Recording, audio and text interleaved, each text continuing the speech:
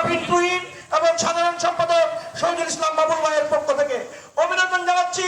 আমার নেতা যার মাধ্যমে আজকে আশুগঞ্জে কৃষক দল কমিটি উপহার পেয়েছিলেন, ব্রাহ্মণবাড়িয়া জেলার রক্ষের প্রতীক আমার নেতা কসবা ঘোড়ার নয়নের মণি আলহাজ কবির আহমেদ ভুইয়ার পক্ষ থেকে আপনাদেরকে জানাই শুভেচ্ছা ও অভিনন্দন।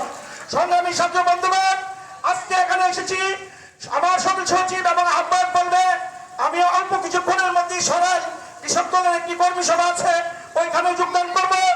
আপনাদেরকে একটি কথা বলে যেতে চাই, আজকে যে কৃষক দলের পরিচিত সভায় যেই জনসংখ্যা আমি দেখতে পাচ্ছি তা দেখে আমি আনন্দিত, কিন্তু তার চূড়ান্ত এটা হলো সেমিফাইনাল, তার চূড়ান্ত পরীক্ষা হবে আগামী 23 নভেম্বর।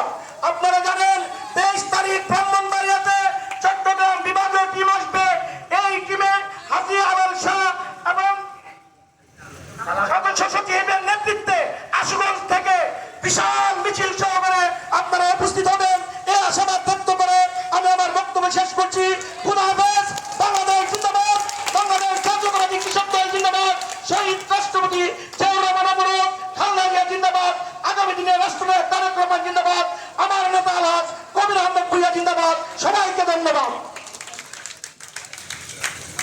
এখন বক্তব্য রাখবেন ব্রাহ্মণবাড়িয়া কৃষক দলের সংগ্রামী সদস্য সচিব